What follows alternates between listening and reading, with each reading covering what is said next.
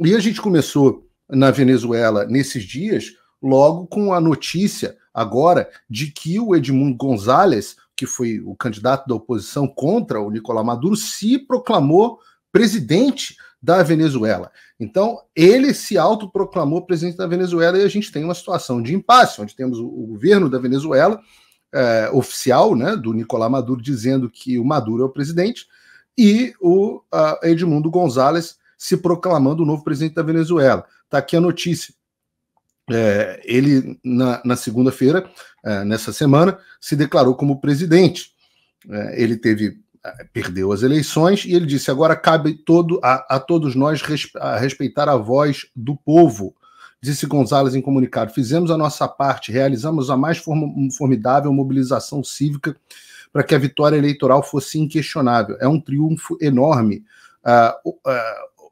obtido com enorme energia e riqueza. E, de fato, do que a gente tem público, né, o que a Maria Corina e o Edmundo González conseguiram obter publicamente, mostram que a oposição teve 67% dos votos. 67% dos votos. É claro que isso me lembra muito o período, aquela reunião que vaza do presidente Bolsonaro, onde ele diz que ele perderia a eleição e o PT teria 51% dos votos. Ele disse isso muito antes das eleições, né? Meses e meses antes das eleições. E me lembro também da discussão, da tese que o presidente Bolsonaro chegou a ventilar muitas vezes, de que ele, na verdade, estava com 70% dos votos, que ele, na verdade, tinha muito mais voto do que, inclusive, ele teria tido em 2018, quando foi eleito pela primeira vez. Eu sempre disse a vocês, não sou partidário dessa tese, não acho que a disparidade entre o Bolsonaro e o PT seja tão grande quanto parece para a nossa bolha. Eu já falei isso algumas vezes, mas não dá para deixar de levar em consideração esses números que eles trouxeram, onde eles venceram em todos os estados do país e em quase todos os municípios. Todos os cidadãos são testemunhas dessa realidade. E, obviamente, imediatamente depois que o González, né, que, aliás, a opinião não é só dele, né, tanto a AFP, a agência de notícias, quanto o Carter Center, né, que é o Centro Carter, que analisa o resultado das eleições, sempre dominados por pessoas de esquerda, diga de passagem, mas mesmo essas vertentes da esquerda estão dizendo que o Maduro perdeu as eleições. E imediatamente, como ele controla, não adianta o que esses órgãos dizem, não adianta o que essas pessoas dizem, porque imediatamente depois você teve a PGR da Venezuela abrindo um inquérito contra o González. Está aqui, PGR da Venezuela abre inquérito contra González por se declarar presidente eleito. A investigação do Ministério Público abrange ainda a Maria Corina, que foi a grande arquiteta dessa história toda, né? É importante que a gente entenda que os venezuelanos estavam mesmo desmobilizados, já descrentes do seu sistema eleitoral, e a mobilização que a Maria Corina conseguiu, e ela acabou inelegível, mas que ela conseguiu em torno das eleições, foi um negócio absolutamente ímpar, sem precedente na Venezuela. Agora,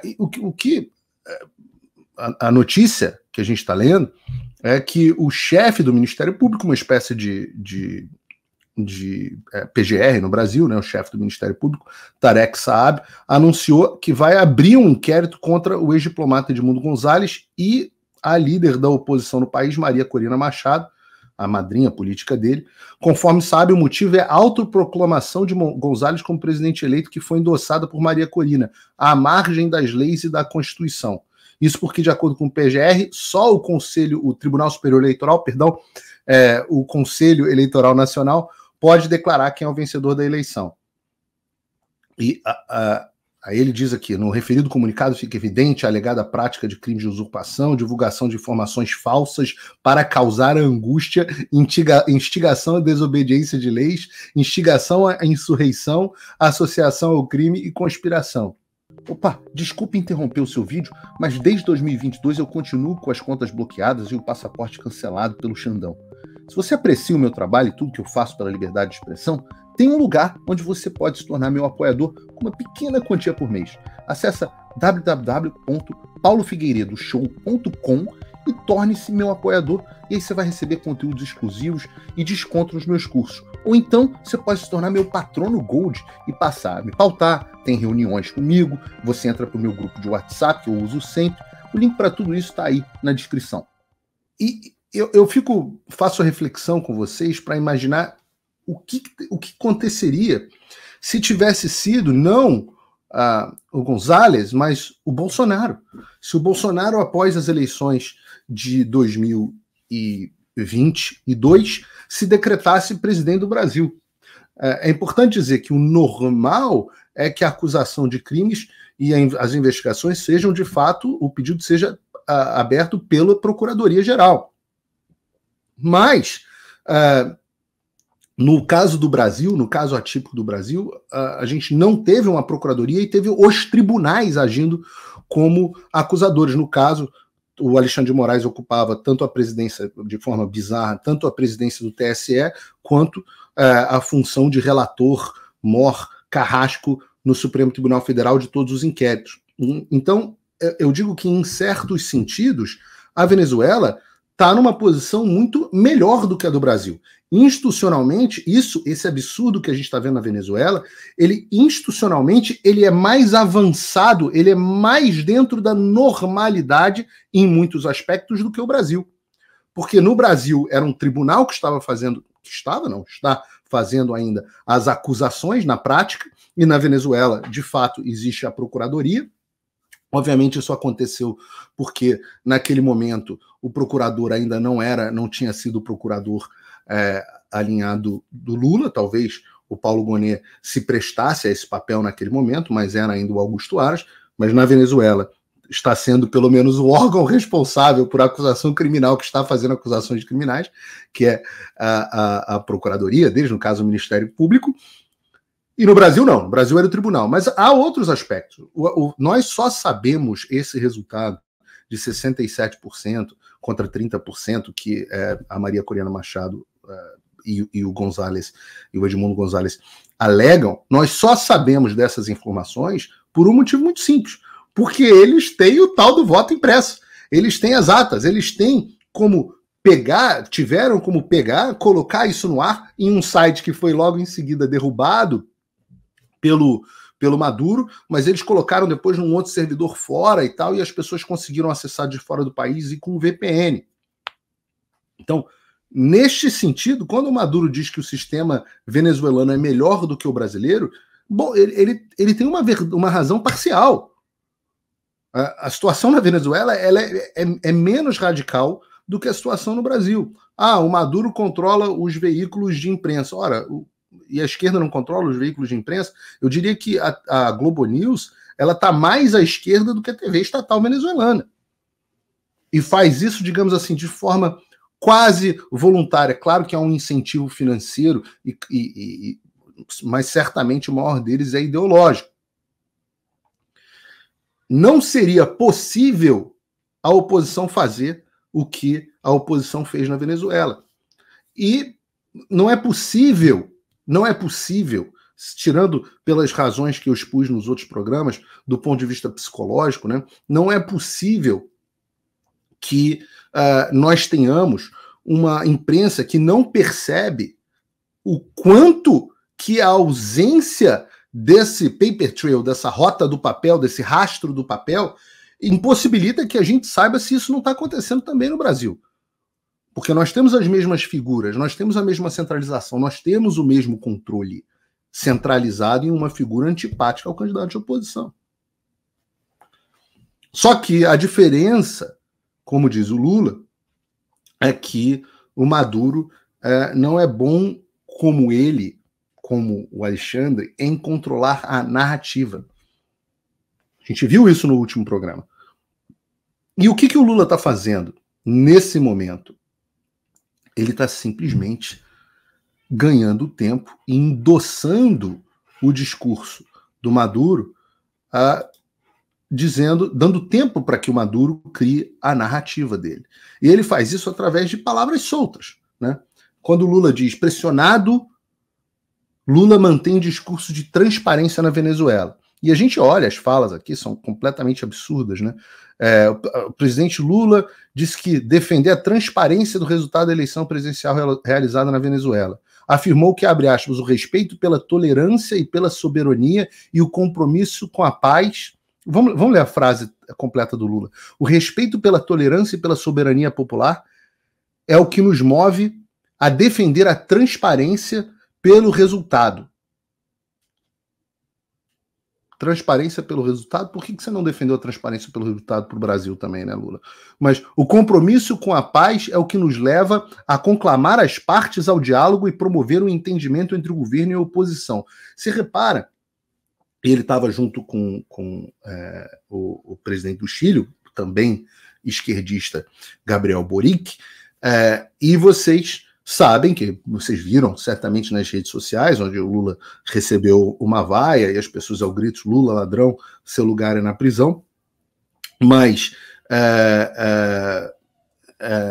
o próprio Boric também chutou para o lado, né? Disse, não, eu só vou falar sobre esse assunto depois que o Lula for embora.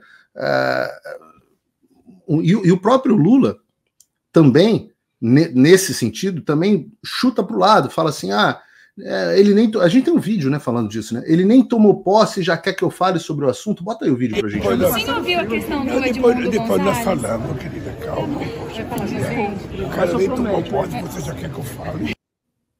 Quem não tomou posse, né? Tá falando do Maduro, tá falando do Gonzalez, que se autoproclama presidente, e é muito claro o que o Lula está fazendo, de fato, ganhando tempo e dessa forma endossando a narrativa. E, apesar do pessoal da Globo News dizer que ele está agindo como estadista, estabelecendo diálogo, etc, etc, as imagens, o que a gente está vendo na Venezuela é flagrante. O problema é que o Lula, ele é o grande, como a gente viu de novo no programa anterior, o Lula é o grande arquiteto, talvez não arquiteto, mas o grande financiador, o PT, as Farc, o Foro de São Paulo, todo mundo está unido, esteve unido para construir a Venezuela de Chávez e a Venezuela de Maduro. Então o que ele está fazendo agora é chutando para o lado para dar tempo do Maduro adulterar as provas que ele puder e apresentar uma narrativa, como o Lula diz, de que na verdade ele ganhou a eleição. É importante dizer que essa situação, onde você tem uma Venezuela que tem um presidente reconhecido por alguns países e um presidente reconhecido por outros países, ela não é nova. Até pouco tempo, os Estados Unidos reconheciam o Guaidó como presidente, que era presidente da Assembleia Nacional da Venezuela, como o presidente legítimo do país. E o próprio presidente Bolsonaro não reconhecia, o Brasil tinha essa posição de não reconhecer o ditador Nicolás Maduro como presidente legítimo da Venezuela. Isso muda justamente com o Lula. Porque não é que essa é a primeira eleição roubada da Venezuela, as últimas eleições foram roubadas, aliás, há pelo menos mais de uma década a Venezuela não tinha eleições limpas, não tem eleições limpas e legítimas. E certamente você começa a ver de outros membros da comunidade internacional que não estão dispostos a comprar a narrativa que o Lula quer ajudar o Maduro a vender. Você tem visto de outros líderes da comunidade internacional uma pressão maior para que o Maduro seja condenado. Nós tivemos aí, nos últimos dias, cerca de 30 ex-chefes de Estado pedindo que o Lula tome a posição de condenação ao Maduro. E reparem que, tirando a posição da Kamala Harris, que também foi bastante dúbia e mostra a aliança da esquerda global, até aqui nos Estados Unidos, a posição do Lula tem pego muito mal, né?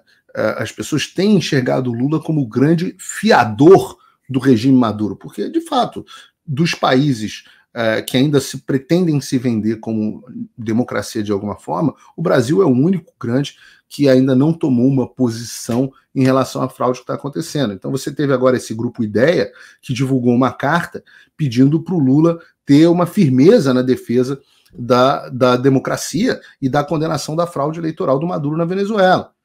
O Grupo Iniciativa Democrática da Espanha e das Américas, Ideia, divulgou uma carta na segunda-feira, assinada por 30 chefes de Estado e do governo, pedindo ao ex-presidente do Brasil que adote uma postura mais clara e firme. Está aqui, diz a carta: exortamos a Luiz Inácio da Silva, presidente da República Federativa do Brasil, a reafirmar o inquestionável compromisso com a democracia e a liberdade, e as mesmas de que gozam seu povo, e ao fazê-la também prevalecer na Venezuela, diz um trecho do documento, o que é absolutamente ridículo, porque que liberdade é essa que os brasileiros gozam, que os venezuelanos não gozam, que os brasileiros gozam?